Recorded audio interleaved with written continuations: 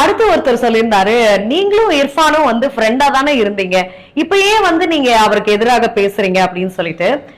S, of course நானும் இர்ஃபானும் ஃப்ரெண்ட்ஸா தான் இருந்தோம். ரேடியோ சிட்டி இர்ஃபான்ஸ் வியூ அப்படின்னு சும்மா சர்ச் இன்ஜின்ல டைப் பண்ணாலே ஐ திங்க் இர்ஃபானுக்கு அப்ப வந்து 2 lakh சப்ஸ்கிரைபர்ஸ் அப்படின்னு நினைக்கிறேன்.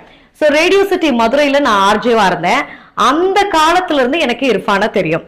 சோ கிட்டத்தட்ட அந்த வீடியோ, அதுக்கடுத்து I'm a vegetarian. Okay, so நான் மதுரை பொண்ணா இருந்தாலுமே நான் முதல்ல வந்து நான்வெஜ் சாப்பிட்டது இர்ஃபான் கூட தான்.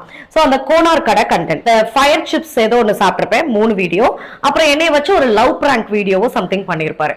ஸோ 4 வீடியோ வந்து நம்ம இர்ஃபான்ஸ் வியூக்காக நாம கான்ட்ரிபியூட் பண்ணியிருக்கோம். ஸோ இன் ரிட்டன் நான் ஒரு நிறுவனத்துக்கு ஒர்க் பண்ணும்போது வந்து லாக்டவுன்ல ஒரு இன்டர்வியூ கேட்டிருந்தோம்.